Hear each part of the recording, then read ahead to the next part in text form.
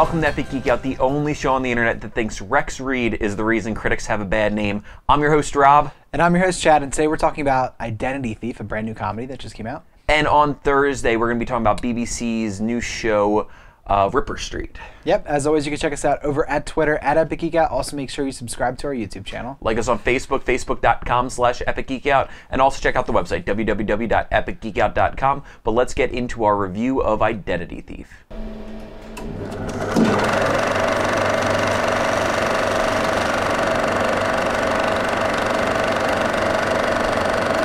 So Identity Thief stars Melissa McCarthy and Jason Bateman, and is the story of this mild-mannered guy, Jason Bateman, who has his identity stolen from, by Melissa McCarthy, and he is originally blamed, arrested by the cops, and they pretty much tell him that we're not going to do anything, but he thinks if he can get her there, then something can happen, and his credit can be restored, and also some things happen, with his job. It's really like a road comedy, because it's them trying to get from one place to another, and ridiculous things ensue from that.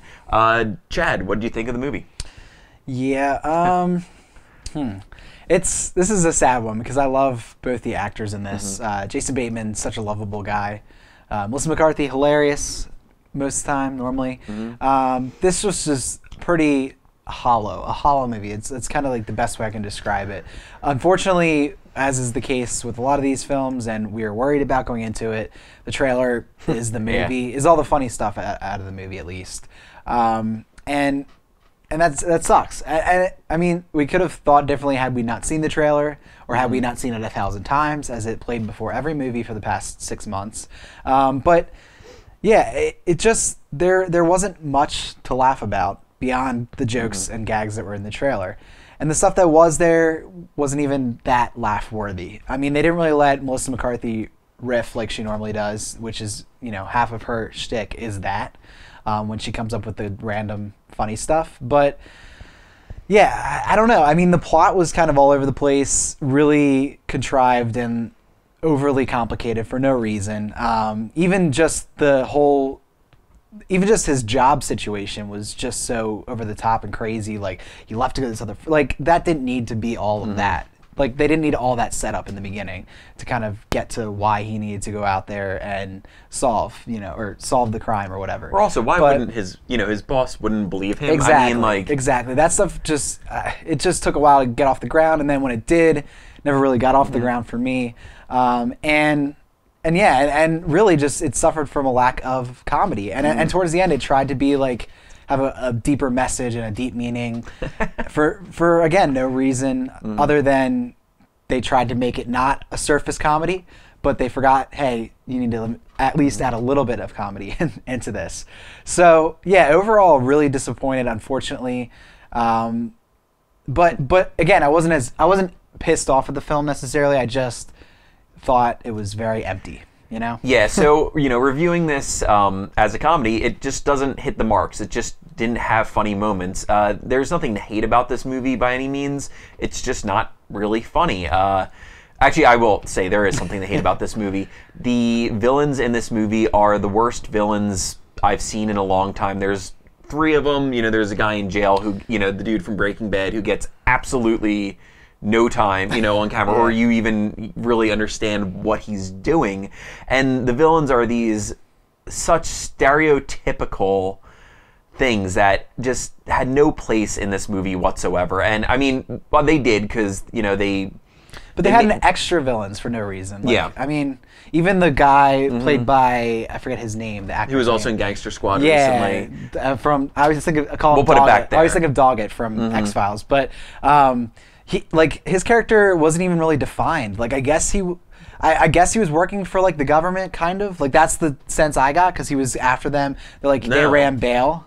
Yeah, he was trying to get them to come to their court date. But the other people hired him to do that. He was just like a bounty hunter. Yeah, they were going to pay them the money. The bad people did not. The other bad people did not hire him. Oh, I thought they did. No, because that's why they were at odds, because they were each trying to get them. Oh. Yeah, I took it as that he was a bounty hunter for the government or some sort of shady government agency where they hire these shady bounty hunters to go out and get people for their bail because they said the first Let's just person say that called Dog the bounty hunter was funnier than he was. But again, and then those two were at odds, and it just was, like I said, clearly not defined since we each have our opinion of the characters. So. Yeah, and it just it was unnecessary, or it could have been done so much better. And they're putting these situations on the road that are so crazy that I feel like if they just took this concept and grounded it a little more in reality, you could have had this movie without any, guns or any, like...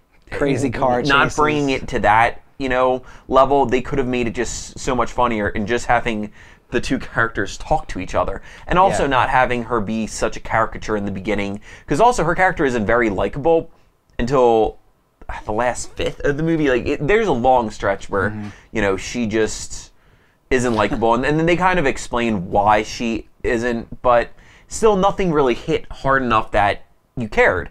And that's hard for a comedy. A comedy that doesn't work, on a great laughs per minute kind of level, you need to really like the characters. And I didn't care about all the characters. And then Jason Bateman was kind of this like pushover guy that you kind of didn't even feel for him that much as you would have hoped to in the movie. So I wouldn't recommend it, but... and I don't know, but I really... would find it hard to believe that anybody in this day and age would give their social security number willingly over the phone. I mean, I don't know. That's just a huge suspension of disbelief for me. Yeah. Because well, and he's also working in a field where exactly. a financial field. He's a financial and, person. Like that's like the number one thing you don't. And then Jon Favreau's character that was just thrown in there was just annoying and not funny at all. So, and there's another like weird angle where it kind of came at the moral ambiguity of his character. Exactly. Of his character when he eventually kind of adopts some of the methods of Melissa McCarthy towards the end. But yeah, and that was just weird and I don't know. Yeah, I mean, I was disappointed with it. Weird stuff thrown in, but and then there's a bit of controversy, which I alluded to in the opening. There was a critic who not only panned this movie, but was just utterly rude to Melissa McCarthy, and it's stupid to be like that. So we didn't like the movie that much, but hopefully when we don't like things, we're not rude about it, or try not to be, at least. So that is Identity Thief. I would definitely say wait on this one. It might be a good afternoon watch on HBO or something.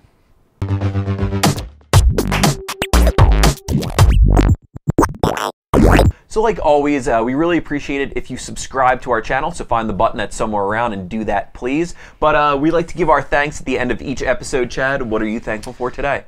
We've seen a lot of movies last year. A tremendous amount. Since we started doing the show, but we missed some, unfortunately. One of those that we missed was Flight. And with the Oscar season coming up, I wanted to catch this movie, and I know you saw it as well this past week. So I wanted to thank Flight. I really enjoyed it, a lot more than I thought I would. It definitely takes a different turn than I thought it would. It's more about addiction than the plane crash. I have to go on a plane in a month, and that moment was so well done. But. Yeah, and Denzel, he is a movie star. I think he is amazing and everything. And he's not like an actor I always seek out. Like I'm never like, ooh, I want to see a Denzel Washington movie. He can make a movie every time. Book of Eli. I mean, exactly.